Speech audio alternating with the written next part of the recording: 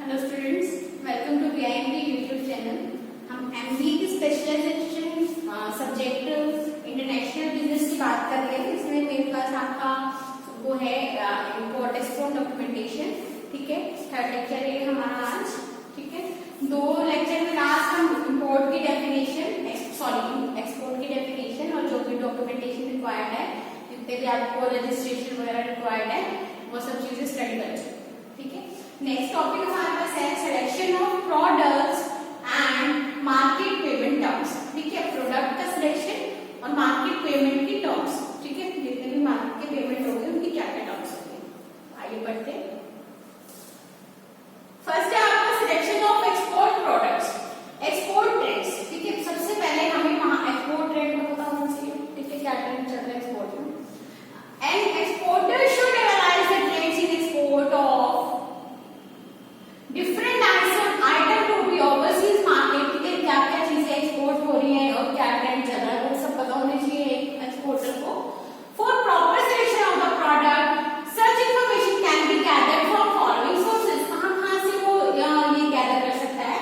Monthly statistic आपका जो foreign trade का होता है एफटीआई का, उसे स्टडी करेगा। एक्सपोर्ट प्रमोशन काउंसिल्स की बुलेटिन जितनी भी आपकी इश्यूज होती है हर महीने या फिर हर साल हर 6 महीने जिस भी टाइम होती होगी, उन्हें स्टडी करेगा।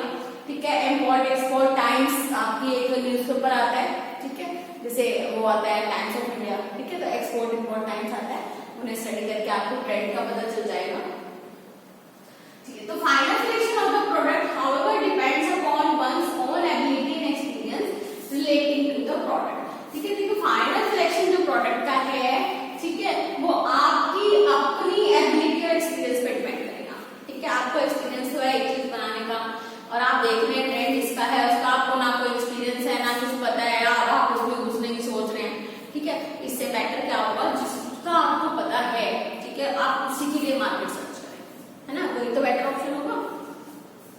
चलिए नेक्स्ट है आपका सप्लाई बेस। ठीक है, इसमें क्या है, along with the demand of product in international market. ठीक है, डिमांड के साथ साथ आपको सप्लाई बेस भी पता होना चाहिए डोमेस्टिक मार्केट का, कि आपको कितनी यूनिट सप्लाई हो पाएगी टाइम में, कितने टाइम तक कितनी यूनिट सप्लाई नहीं हो पाएगी।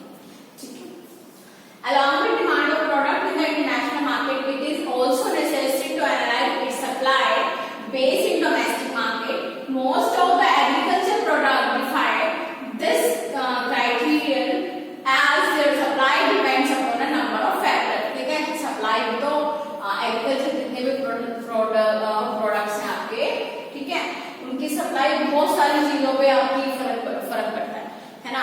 एग्रीकल्चर प्रोडक्ट अगर हैं, ठीक है, तो नेचर, सीजन, ठीक है, यहाँ पर इतनी मतलब अभी टेक्नोलॉजी इंप्रूव नहीं हुई है, आप कह रहे हैं इतने अच्छे अभी वो नहीं आए हैं कि आप लोग हर मौसम में हर चीज दे पाए, है ना। तो सीजनल तो चीजें देखती हैं, एग्रीकल्चर तो वैसे भी सीजनल होती है आपकी, है ना।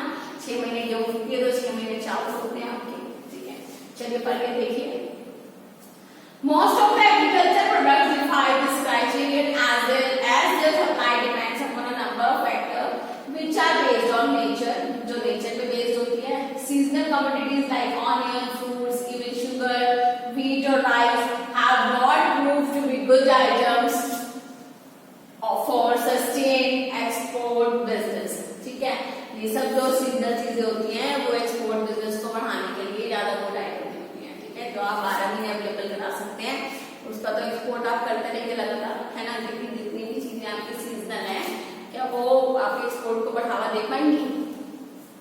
ठीक है, टाइम टू टाइम आप एक्सपोर्ट कर पाएंगे लेकिन कंटिन्यूसली कर पाएंगे।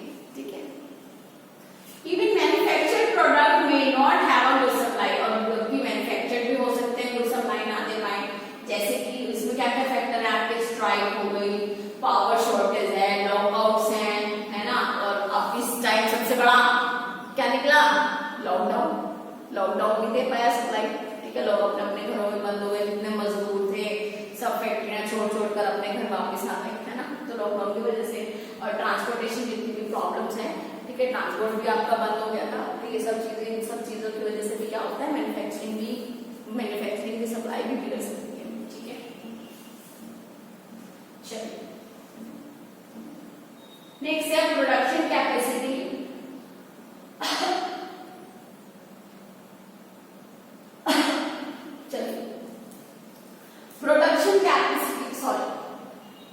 Production capacity and product availability. Sky is the limit for selling a product in international markets. ठीक है, एक आसमान जैसी ऊंचाई है अगर आप इंटरनेशनल मार्केट पे अपने प्रोडक्ट को बेचना चाहते हैं, तो मतलब कोई लिमिट नहीं है आसमान की तरह। जैसे आसमान बिल्कुल असीमित है ना, उसकी कोई लिमिट नहीं है, ऐसी इंटरनेशनल मार्केट में अपने प्रोडक्ट को सेल करने की वो कह रहा है कोई लिमिट नहीं है आपके पास। ठीक है, hence a manufacturer exporter must consider his production capacity। तो एक एक्सपोर्टर को अपनी प्रोडक्शन कैपेसिटी को कंसीडर करना पड़ेगा, मतलब बढ़ाना पड़ेगा, एक लेवल तक लाके रखना पड़ेगा।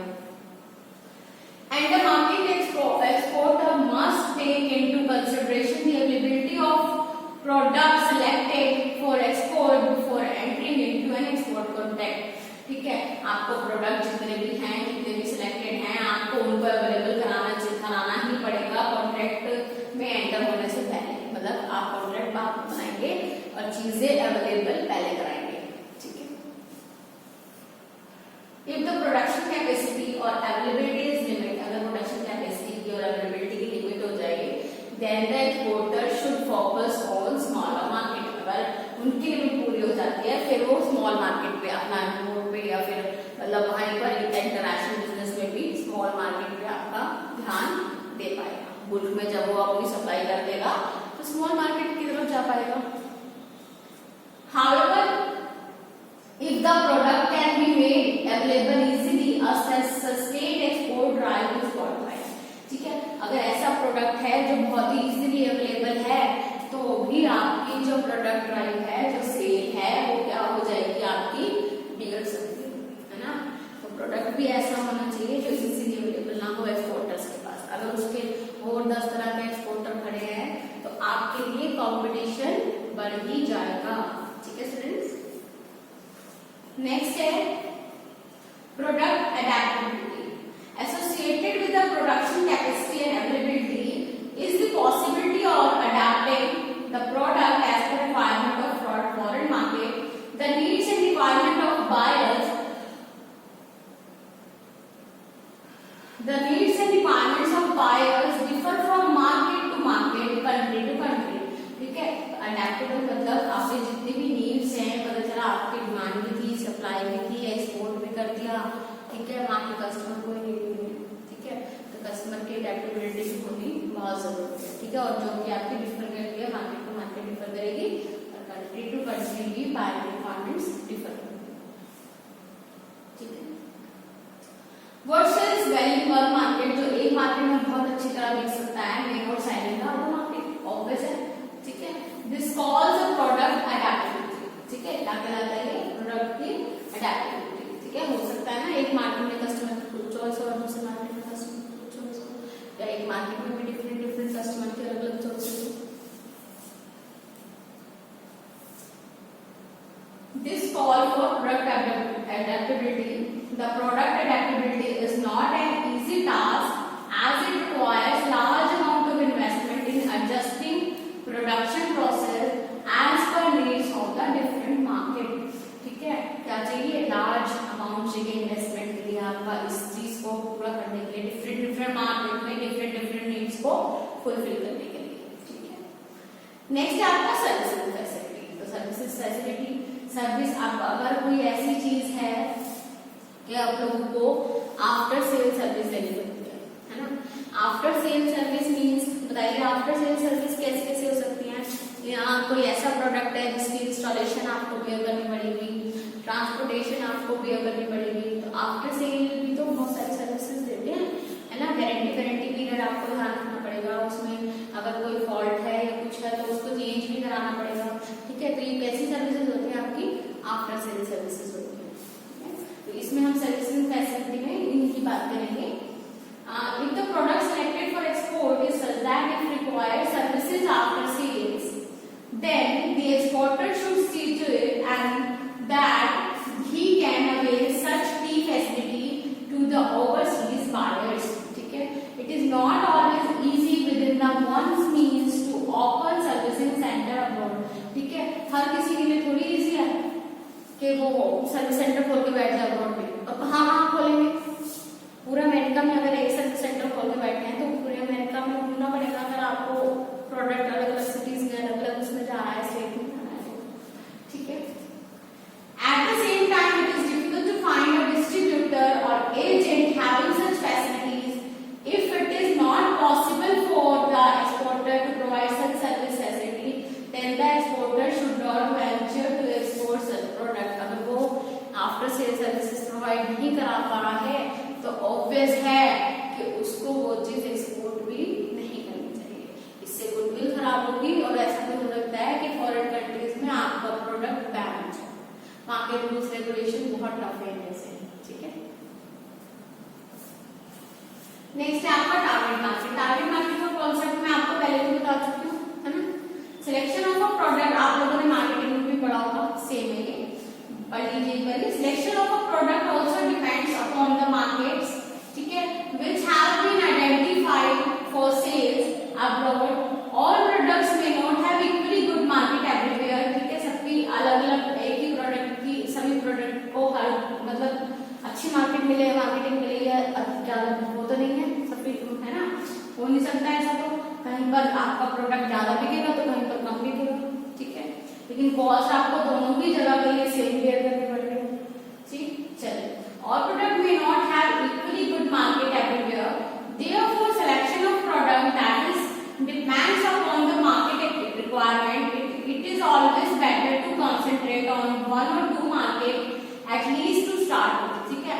हमेशा यही बेटर है कि आप एक या दो मार्केट से स्टार्ट करें।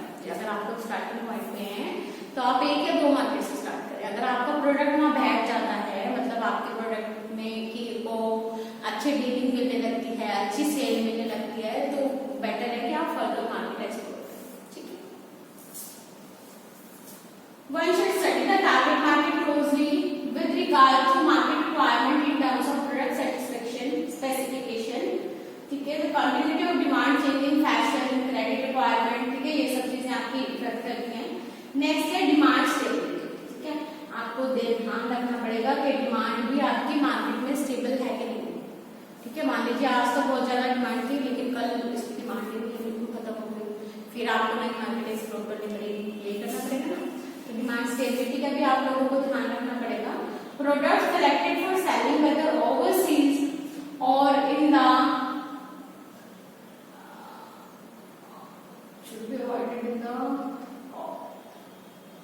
have able to rise in the demand signal unless or able in the wait a minute selected in the only have to stable to rise in demand signal unless the exporter has necessary infrastructure for selling them product depending upon the fashion trends, though comparatively actual more profitable may not always prove to be good to exporter who cannot cope with the such trends. Therefore, the exporter should select such products, ठीक है, which provided a large and stable market. So, exporter को किस कहाँ अपना product बेचना चाहिए जहाँ पे लार्ज और स्टेबल मार्केट से हो, ठीक है। ऐसा ना हो कि बार बार आपकी डिमांड बहुत ज्यादा घट रही है या बहुत ज्यादा बढ़ रही है, ठीक है। तो एक स्टेबिलिटी होनी चाहिए मार्केट में।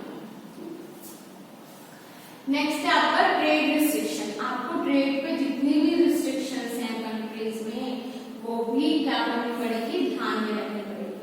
While selecting for export, it must be ensured that such products should not be subject to country's export control regulation. Country के एक्सपोर्ट कंट्रोल रेगुलेशन के अंडर ना है, ठीक है। एक्सपोर्ट इंपोर्ट कंट्रोल रेगुलेशन के अंदर ना है, ठीक है। To the concern target market, although export restriction in the all countries are minimum as there is a tendency to promote export of the all product, still there are a number of items which controls do exist, ठीक है। Therefore, the exporter should try to avoid export of such product. अगर वो restricted है तो आपको क्या करना है, उसका एक्सपोर्ट क्या करना है, अवॉइड करना है, ठीक है। चलिए, नेक्स्ट है आपका profitability. Last but not the least, profitability is the prime objective for all market activities. Obvious है, प्रॉफिट के लिए तो हम काम ही कर रहे हैं, ठीक है। The product selected for export must be fetch a fair profit. आपका अच्छा प्रॉफिट तो निकलना ही चाहिए,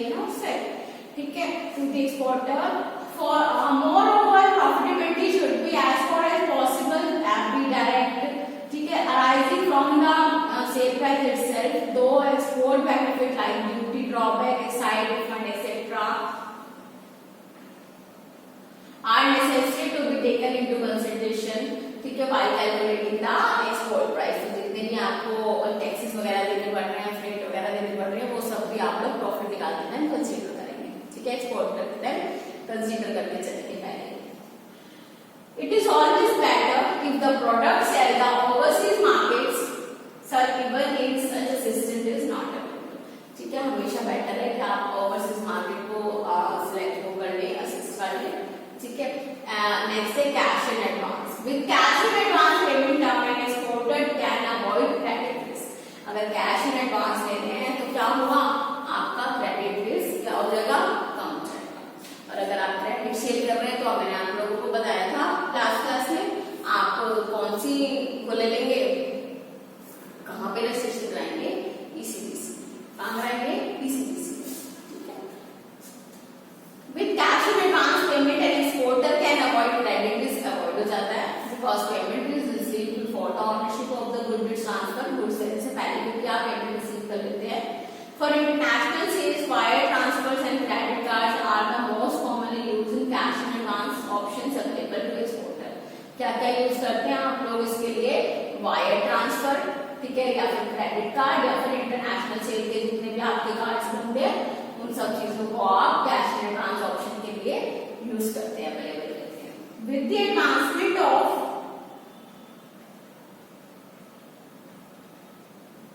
the internet, escrow services are becoming another cash in advance option। escrow services है, इंटरनेट है, या अदर सोर्सेज आपके हो सकते हैं कैश इन एडवांस के for smart export transaction।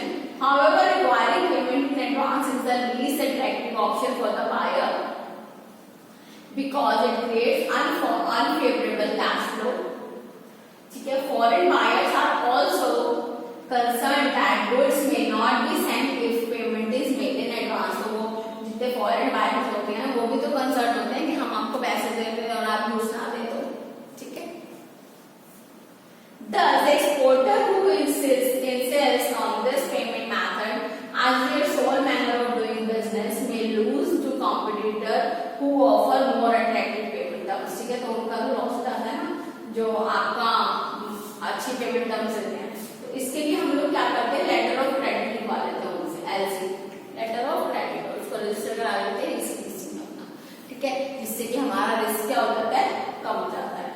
पढ़ लीजिएगा, ये बहुत इजी है। चलिए मैं बता देती हूँ आपको, ठीक है। Letter of credit are one of the most secure instrument available to international trader and LC is a commitment by a bank, ठीक है, बैंक कमिट करता है on behalf of the buyer that payment will be made to the exporter buyer के behalf पे, provided that the term and condition stated in LC have been met, ठीक है। Condition देता है कि LC जितनी भी कंडीशन स्टेटेड है वो सब आपकी फुलफिल होंगी।